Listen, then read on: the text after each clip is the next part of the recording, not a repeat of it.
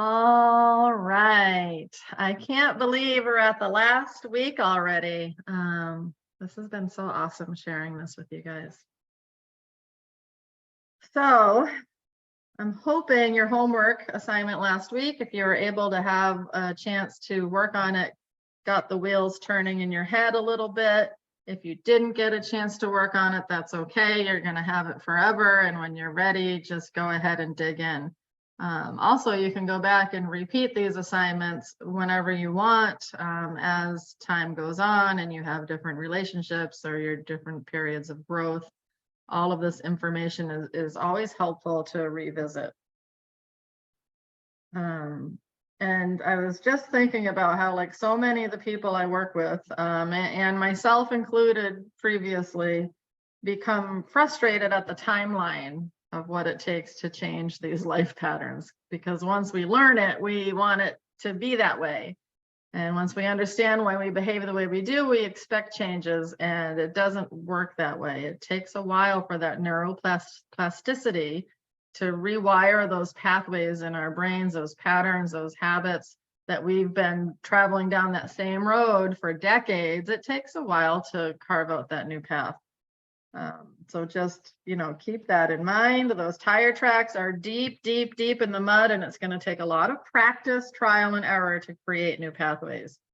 And remember the word practice. So sometimes you got to fake it till you make it. And that's how we get our brain to become comfortable and familiar with these new things that we're learning. Remember, I said at one point that our brain will always default to whatever is comfortable and familiar as opposed to whatever is healthy for us. So even if it's toxic, if it's something we're used to, that's the path our brain is going to take. And so we are going to keep practicing, whether it's saying things out loud or identifying things, and practicing these new pathways until our brain becomes comfortable and familiar with them. And then the other things become uncomfortable. And eventually, if you keep practicing, your brain will default to this new behavior that you're creating. You're consciously creating it, which is just awesome that we can do this with our brains.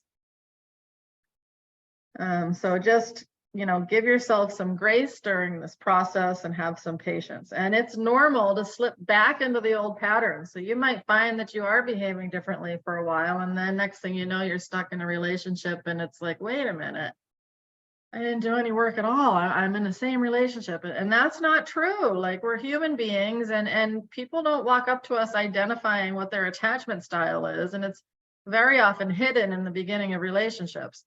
And it's okay to slide back into old patterns. You're going to recognize it a lot faster each time it happens and be able to correct it. And it's very common to shame ourselves when we find out that we have slipped back into an old pattern that we don't want to be in anymore. And the key to getting rid of that shame is identifying that we are beating ourselves up, that we're shaming ourselves, and even say it out loud. I am shaming myself for this old pattern that's ingrained in my brain, and then that will release the shame. You might have to say it a few times. So as I've said throughout the course, the first step in changing these patterns is self-awareness. We cannot change the things that we don't know about. At this point, you all should have started on the self-awareness path, and that will only increase as time goes by.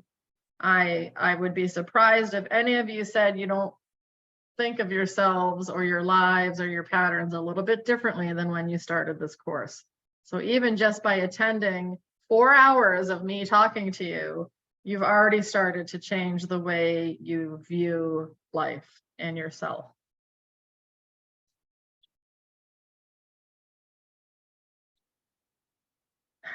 So one of the things we use to measure progress in this arena is curiosity. As you learn about your upbringing and how it manifests in your current life, you'll find yourself questioning things. You'll start connecting the dots, or at least wondering if there are dots to connect in certain scenarios. You'll start to notice things you might not have given a second thought to before. You might see things differently than you did before. You might remember events differently than you did before and make you question your sanity, like, oh, is that really what happened or not? all of that is a positive sign. Curiosity is a great sign that you are starting to challenge the narrative that was handed to you as a child, even if you don't have the answers just yet. And so when you find yourself questioning something or wondering something that you haven't wondered before about this stuff, that is a sign that it's working. So pat yourself on the back and congratulate yourself when you do that. So I'm going to share with you a little bit of my own story again. I started on this journey of attachment styles after discovering the term emotionally unavailable. I think I had heard of it before, but I never paid attention to it. But this was after a year or two of therapy, and I was in a relationship after my divorce with an emotionally unavailable man. And then after doing some research and therapy and digging on this, I learned that I was raised by an emotionally unavailable father. I grew up with an emotionally unavailable brother and spent my entire life dating and even marrying emotionally unavailable men, never knowing that this was a thing. And so right there, if you can see that pattern of what's comfortable and familiar, you know, it makes sense that I would choose somebody like the two men that I loved the most growing up in my life. And it doesn't make them bad men, okay? It's just they're a product of their upbringing as well, and they have their own attachment styles because of the way that their parents raised them, and nobody does this with intent. So I'm not throwing my father and my brother under the bus. I'm just saying, like, you know, I was raised to be codependent, and that does not make me a bad person. It's just I'm a product of my environment like we all are. So learning this term was a light bulb moment for me. Not because the knowledge brought me healthy relationships. It did not. That came a lot later. But it's because it was the first time I challenged the thought that I was unlovable.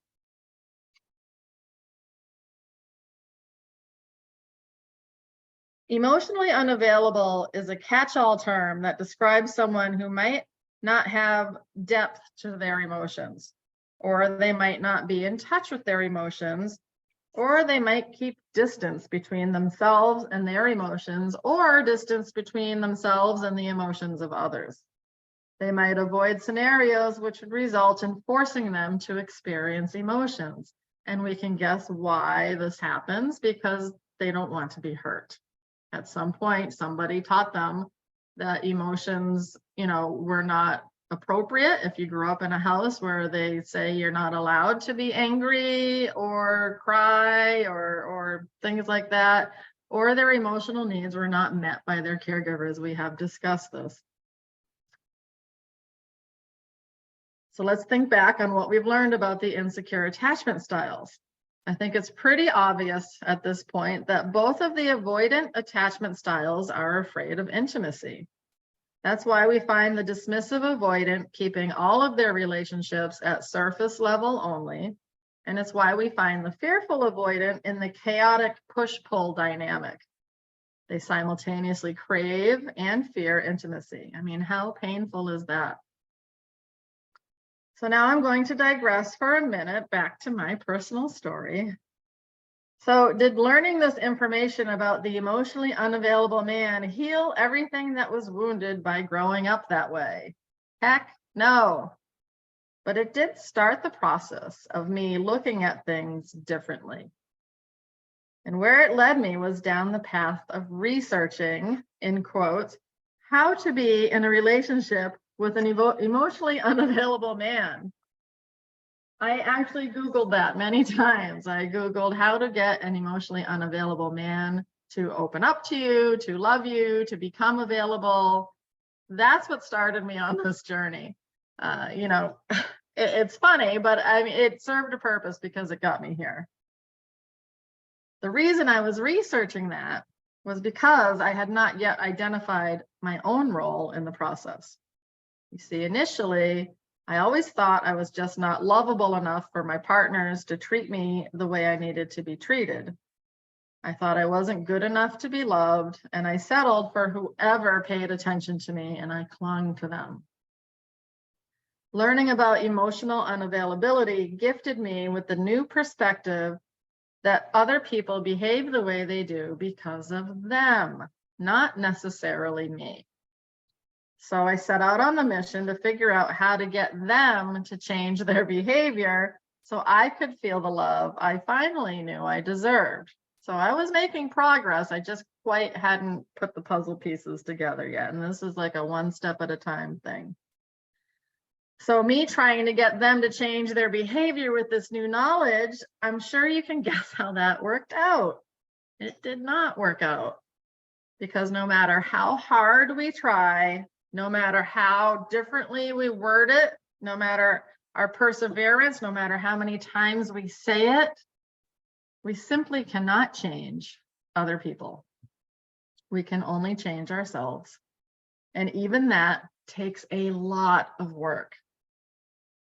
So, how did I ever figure out how to break the attachments I'd been clinging to my entire life and learn to be attracted to emotionally available partners? Here's the missing piece. Anxious attachers are also afraid of intimacy. I know, that does not make sense.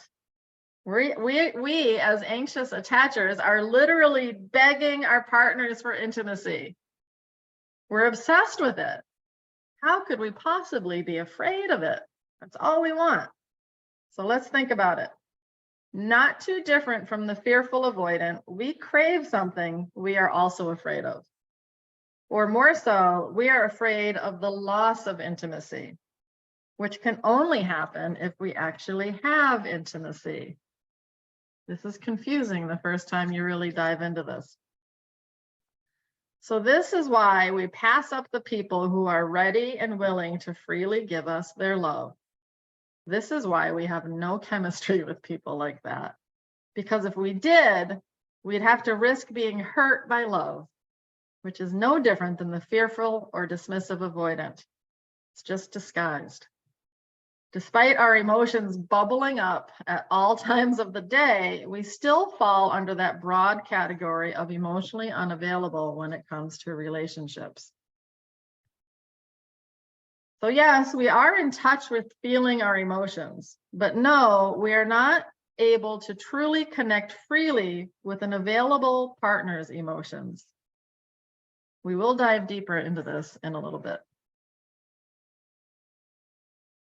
So let's briefly revisit the anxious avoidant relationship cycle. At the heart of it all is the never-ending conflict.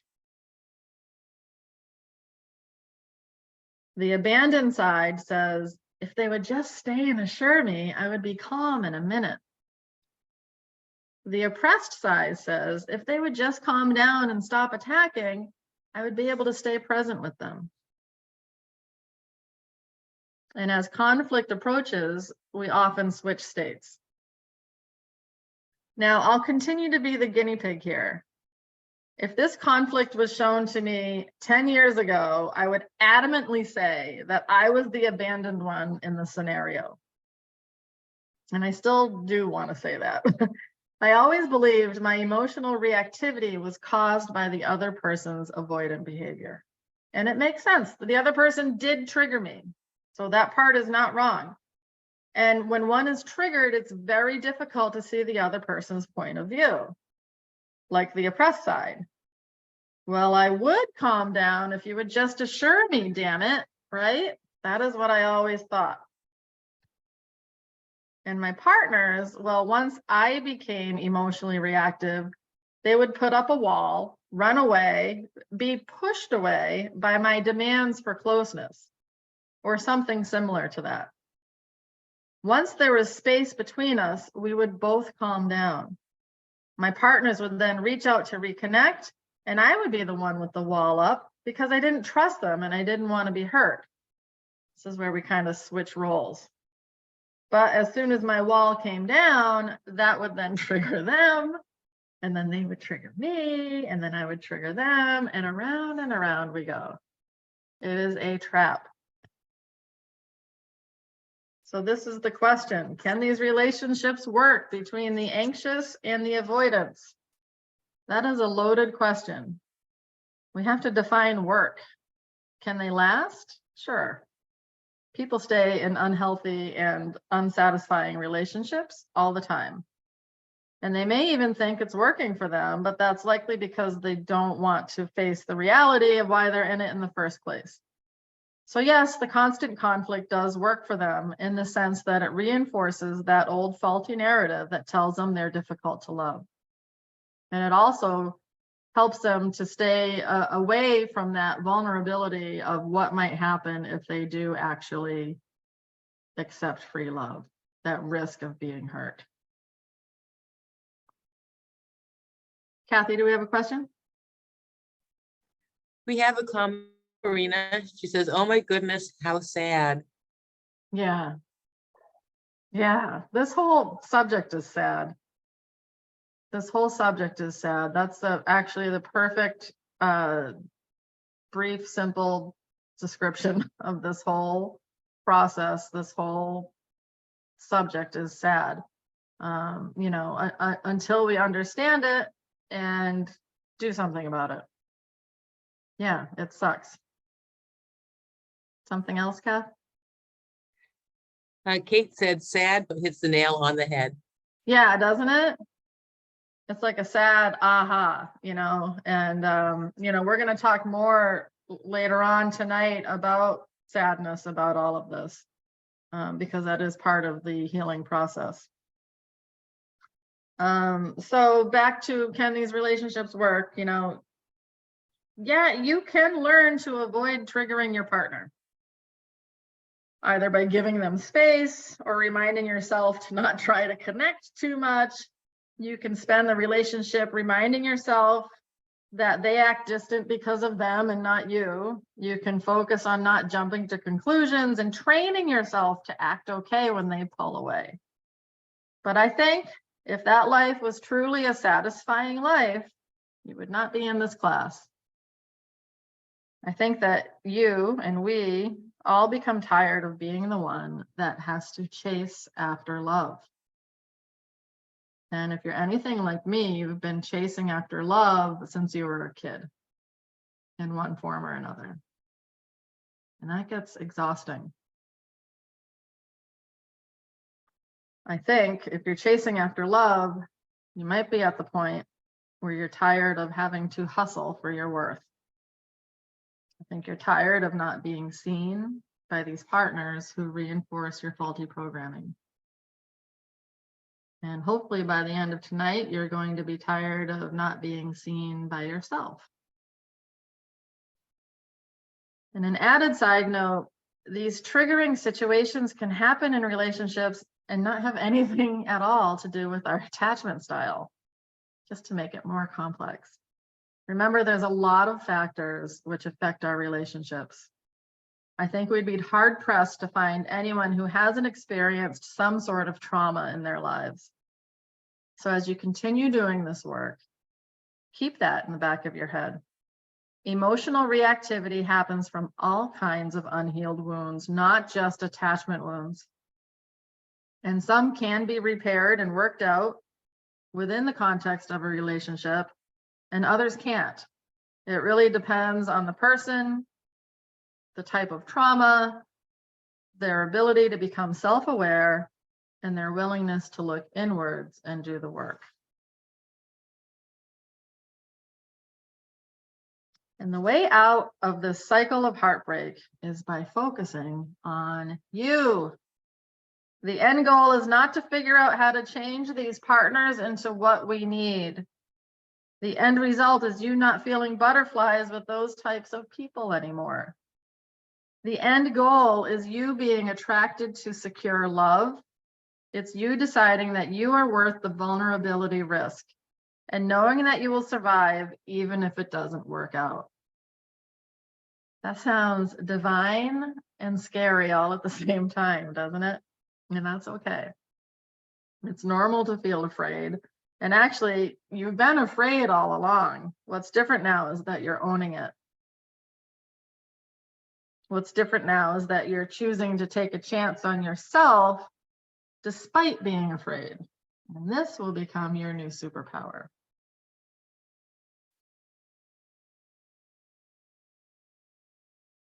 All right, so on that subject of sadness, I'll take a sip of water first.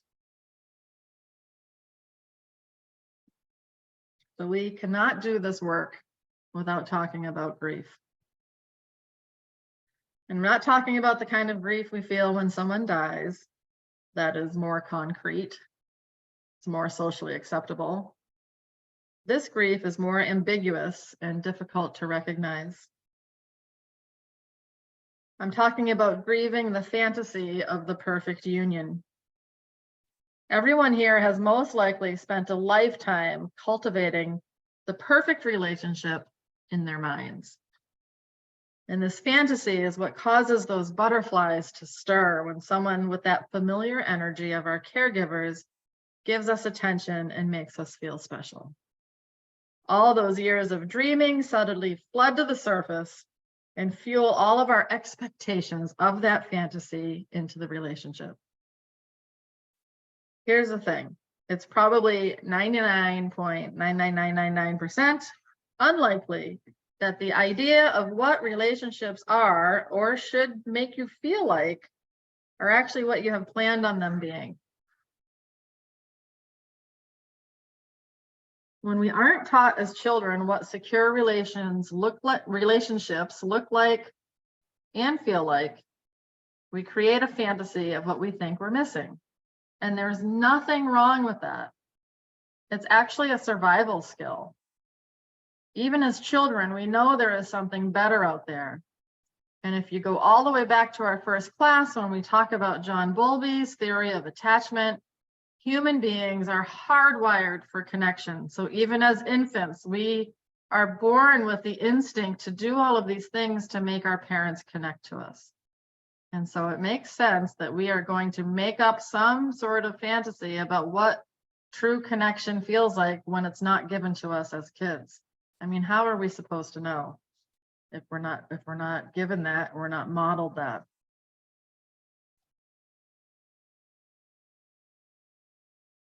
The important part of grieving this is that we need to recognize that this fantasy has been so ingrained in our minds that it's all we know. We need to look at it for what it is, something that does not exist. And that's what grief is. It's the loss of something we're used to. We're used to having that fantasy. When we are finally able to let go of the fantasy relationship idea, we're making room in our hearts and in our minds for what is realistic for us. For most of us, that fantasy involved us becoming lovable through a relationship. It felt primal, a yearning. If only somebody would love me, I wouldn't feel this way.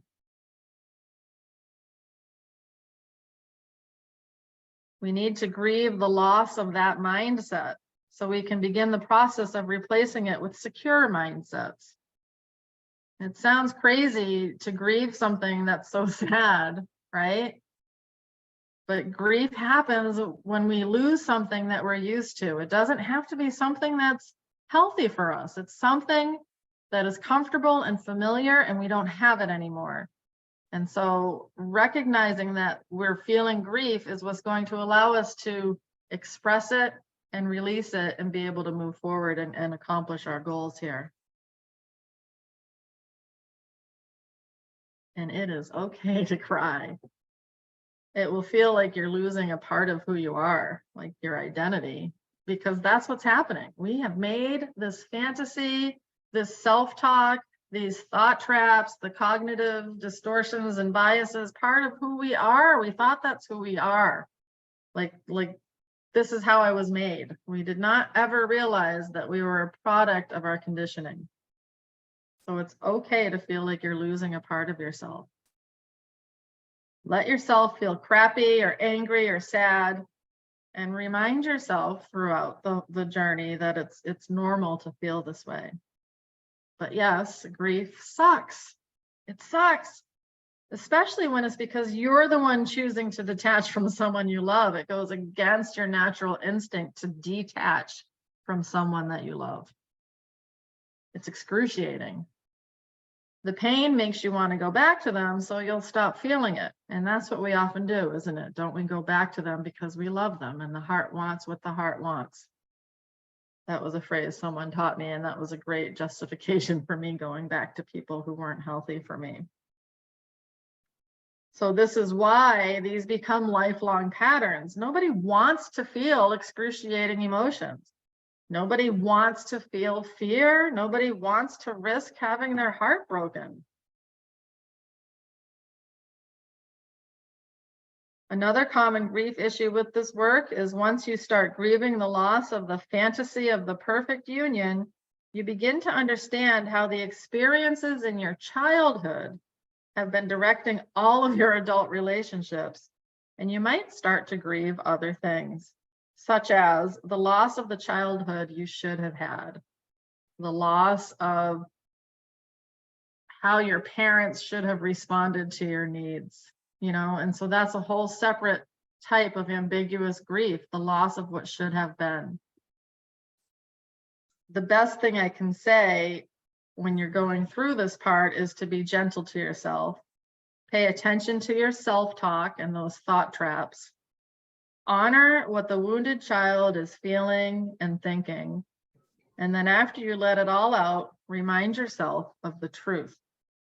I cannot stress enough the importance of allowing yourself to freely feel what it is you are feeling without attaching shame to it.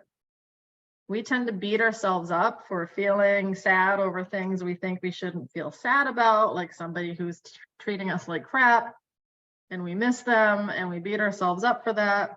And all that does is it makes us feel worse. Our emotions were meant to be felt and then released. And when we shame ourselves for our feelings, the emotions cannot complete their natural life cycle of rising up, being felt, and then released. And this is what causes roadblocks and keeps us stuck in anxiety, fear, and depression. So let it out and let yourself grow. Kathy, do we have some comments? Yes, Karina said that makes sense with a sad face. It is excruciating. Yeah. Yeah, I was trying to think if there's any stronger word than excruciating that I could use in here, and it just seemed perfect. So, self-reflection. So we're going to spend a little bit of time right now. If you have your paper and pencil, if you don't, I'll give you a few minutes to go get it. And we're not going to necessarily share this. You can if you want, we'll see. But spend a few minutes writing down what your fantasy of the perfect union is or was before you took this course. What was this lifelong idea of what relationships looked like, felt like, how your life would change when you're in a relationship, what hole it might be filling. Be sure to include how this relationship would make you feel. What would the relationship bring to you that you're missing? And what is your life like without that relationship? And how do you feel about letting that fantasy go? We're not going to do a breakout session because there's just 2 of you guys. So I'm going to give you maybe 5 minutes or so, and just write this down for your own benefit.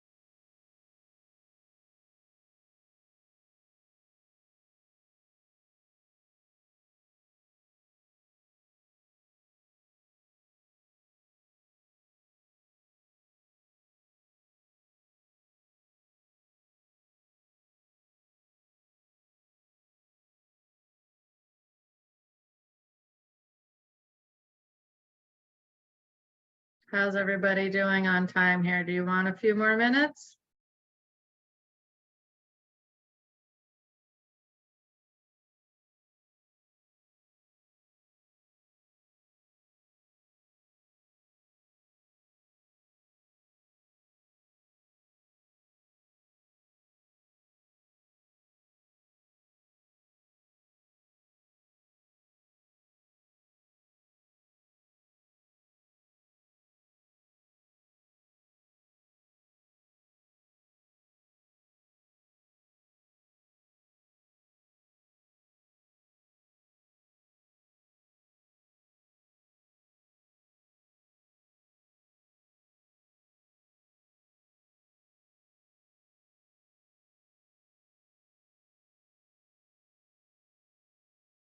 Okay. All right, so like I said, we're not gonna do a breakout session with just two of you.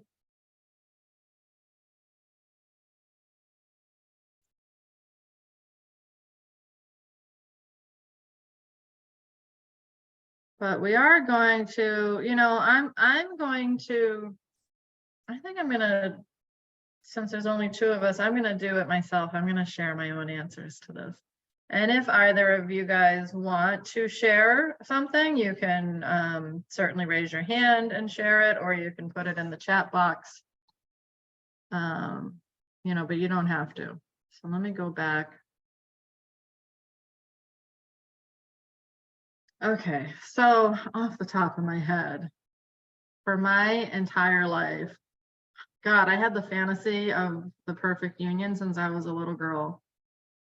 And the funny thing is I grew up knowing I was never going to get it. That's not funny. That's actually the sad thing is I had the fantasy. I knew what I needed was for somebody to just fall in love with me and think I was beautiful and think that I, have them just love me. Think I was amazing. But I always knew that was never going to happen. It was just not in the cards. I didn't know why. I just knew that I was different than other people. But that didn't stop me from fantasizing about it. So I always thought that if someone were to ever love me, that I don't think I use these words, but looking back, that it would allow me to relax. I could stop being afraid of being alone my whole life. I could stop being afraid of being so unlovable, that I would finally have some value. And again, I did never put words on it before. And so that's what's important about this exercise is finding this vocabulary to identify these thoughts so that we can then release them. Okay, but it's hard to release something that we don't know what it is. And so that's why writing it down or speaking it is so important.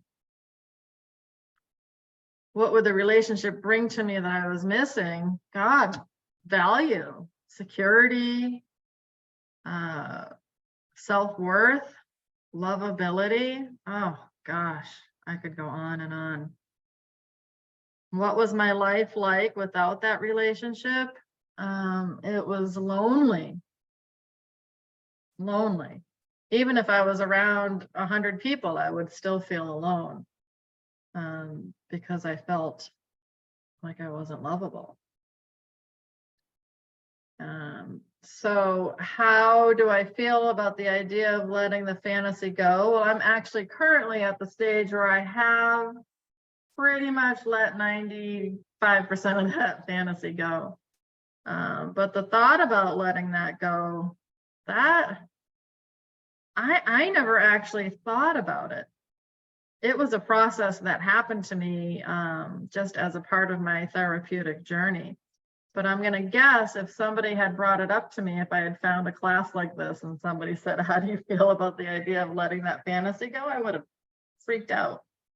I think I would have freaked out without having the basis of like this coursework to back up why I was letting it go. No, like I still want to try to get somebody to love me. And I tried right up until 3 years ago. 3 years ago is when I finally stopped trying to get somebody to love me. That's sad. You know, and so how does it feel for me to put words on this? I've put words on it many times before. I'm going to say the first time that I put words on it, I felt ashamed. I felt embarrassed. I felt even more unlovable admitting it. Lots of embarrassment and shame in my life, and hiding. I spent so much time hiding this part of me from people because I always felt if they knew what I was hiding, then the people who did like me wouldn't like me anymore. And it sounds crazy to say that, but that pretty much sums up my life. Like, I felt like a fraud. Now when I put words on it, I feel like I'm being me. I feel authentic. I feel, you know, a little bit vulnerable, but I've learned to lean into that vulnerability and that stuff that used to make me feel embarrassed, because if people don't want to be with me because I share the real me, then they never really liked me in the first place, right? They just liked who I was pretending to be. And so I have shared my story. I've shared all kinds of stories about me that have nothing to do with relationships, with that fear that once I spoke those words out loud, that nobody was going to like me anymore. And that's the shame, and that's the conditioning, and that's the programming that kept me unsatisfied my whole life.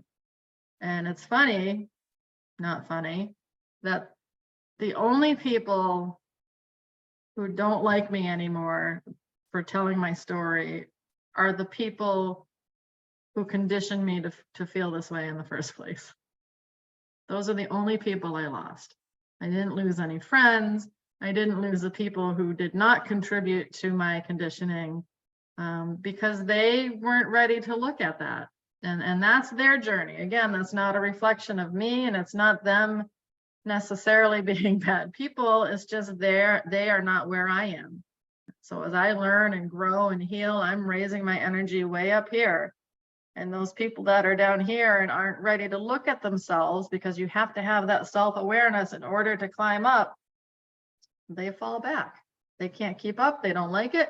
They don't like that our light shines on their dark stuff too, and we're going to lose them. And that's a whole other grief process. And that's probably a different class, maybe on dysfunctional families and scapegoating. But that's how I feel about this. So that's going to count as our breakout room unless somebody else has anything they feel like sharing, and you do not have to. All right.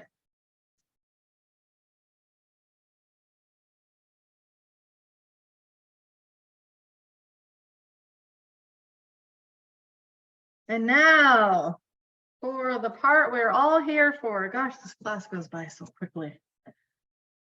How to overcome insecure attachment. You can overcome unhealthy attachment styles, but it's not easy. This work is best done with help, a therapist, support group, or coach, or even good friends who understand what you're going through can help facilitate the process.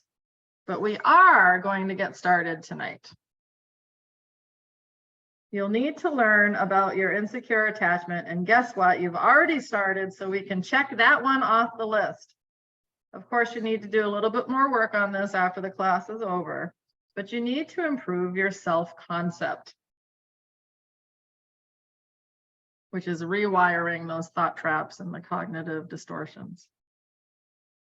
You'll also need to change the way you think about others and understand that, you know, they behave the way they do because of their attachment issues as children too, okay? And so we shift the lens of resentment to compassion, and that can help us heal ourselves. Not in a codependent way to help them heal themselves, but just so we can look at it from a less emotionally reactive way. And that's the only way you can get this work done. It cannot happen when you're triggered. So how do we do this? You need to make sense of your story. Throughout the process of overcoming insecure attachments, you can benefit from making sense of past and current attachments. That's the only way we change them, is to make sense of why we're in this predicament in the first place. So what have these past and current attachments meant to you? What did you learn from them? This is where wisdom comes in. You can figure out something that you have learned from each of these crappy relationships you've had after taking this class, right? Go back and dissect some of them. There is something you can learn about yourself or about them or about your views and your thought processes or where they came from. So write it down. Write it down like you are doing a research paper, because this is a research paper of your life. That's why people write research papers, so other people can learn from it. So you're going to learn from this writing. As you experience personal growth, your story may change, and that is great. It doesn't mean that you're remembering things incorrectly or you were lying about how things happened. If the story changes, it means you're learning a new way of viewing the past. Love it. Love it.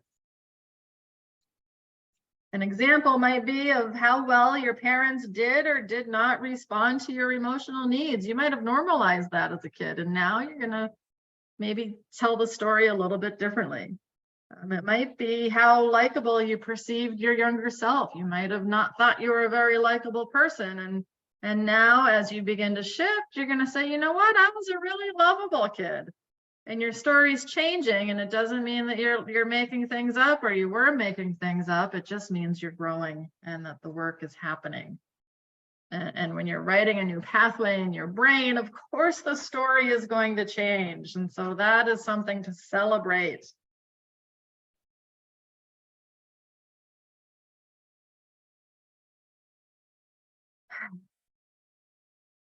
Accept your part in the attachment style. I think I'm on the wrong slide, but yeah, you might find you're more likable than you thought you were. Here we are. Accept your part in the attachment style. As an adult, the time for blaming others is over. Others may impact what attachment style you develop, and others may trigger the wounded parts of you. And it's important to learn where this came from so you're not blaming yourself. Okay? You're not blaming yourself for your attachment style.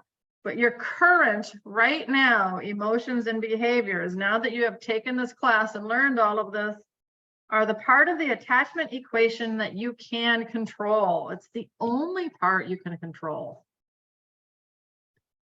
So if you want a healthier attachment style, you need to be willing to make the changes necessary for that to happen.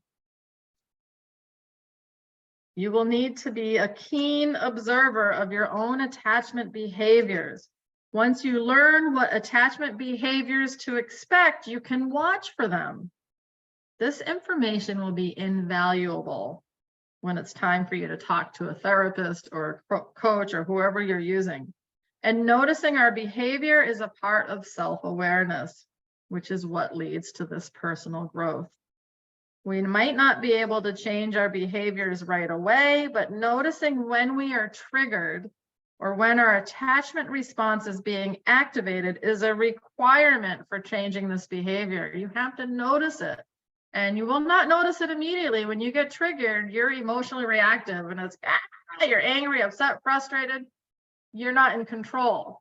But hopefully as time goes on and you keep doing this work, you will recognize, like 10 minutes into it, wow, this response does not feel appropriate for what's happening here, or this response feels familiar, like I'm triggered. And as soon as you can say it to yourself, preferably out loud, I'm triggered right now. What is causing it? What wound in me is being triggered right now? That de-escalates that emotional reactivity. And then your rational brain can start to process those emotions and figure out what's happening. does not happen right away. This is a process, but this is how it works. You'll know that you're making progress when you can have an interaction with a partner and say to yourself, oh, this is my attachment response. Or, oh, I'm displaying protest behavior. That will come with this. And it's really kind of awesome. When I first started doing that, and I said, oh, my attachment response is triggered right now. That's why I'm crying so much over you not answering me or something. And then immediately I'd stop crying and I'd smile because I'm like, oh, I get it. I understand. And that takes the power back from that situation. You take your control back, you take your power back from that trigger. And that is so freaking empowering when that happens. Vocabulary, vocabulary, vocabulary. Using the words protest behaviors or attachment response or thought traps or whatever it is you learn from this course helps your rational brain process your emotional brain and eventually will contribute to de-escalating your emotional reactivity.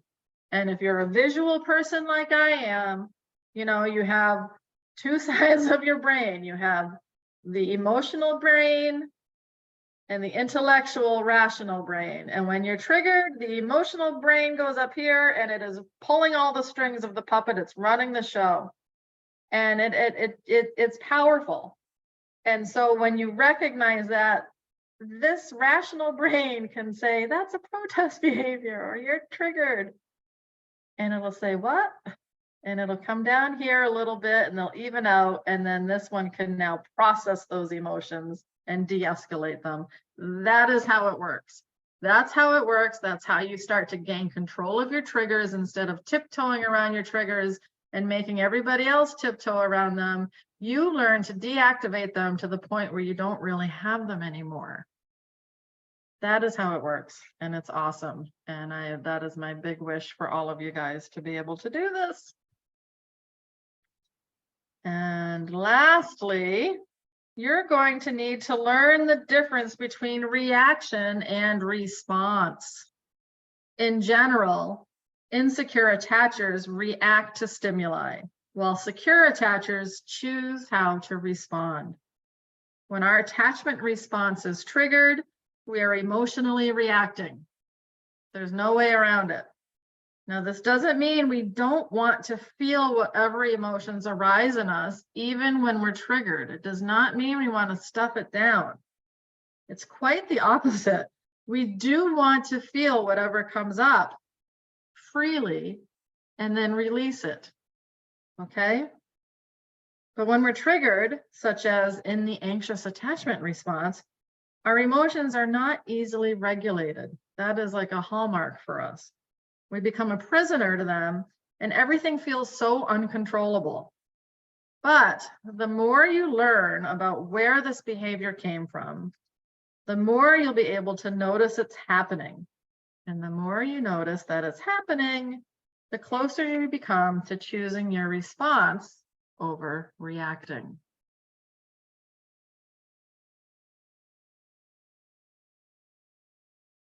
And that is the class, guys. Made it through. It was awesome. Awesome sharing this with you. Thank you, Karina. So we have 5 minutes left. If anybody has any comments or questions, this is your opportunity.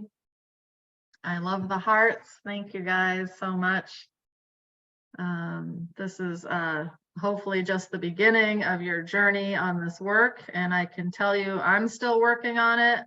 And I'm not perfect at everything that I just said. I have not mastered it all, you know, but gosh, I've improved enough.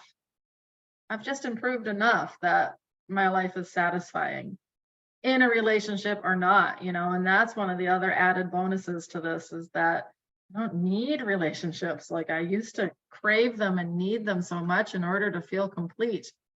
And through doing this kind of work and inner child work with my therapists, and EMDR therapy, all kinds of pieces of to healing, whatever works for you, spending time in nature and having authentic dialogue. I got to the point where I didn't need a relationship to feel whole or worthy or content or happy with my life. And once I finally was able to say that and believe it, I said it for a while, but I never actually believed it. I was just kind of faking it till I made it. Once I believed it, wouldn't you know it, that's when I found a relationship, when I honestly didn't care if I had one anymore. So thank you guys so much for participating in this. Reading your chat right now, Karina, thank you so much. It's been really great having you here, and thank you, Kate, and thank you, Kathy, for showing up weekly. My sister, who somehow escaped our family with a secure attachment style. I don't know how she pulled that one off, but she's a unicorn. And she's been here helping me out, and I really appreciate you, Kathy. So thank you for your time. And guys, if you end up having any questions after this, you know how to reach me. Everything should be on YouTube by this weekend, and I will send you guys the link. It's private YouTube, so it's only the people in the class. So don't worry, you're not going to be broadcasted to the world that you're working on your relationship styles. Okay. All right, guys. Thank you, Jamie. Thank you, everyone. Thank you. Thanks, guys. Bye. Bye. Bye.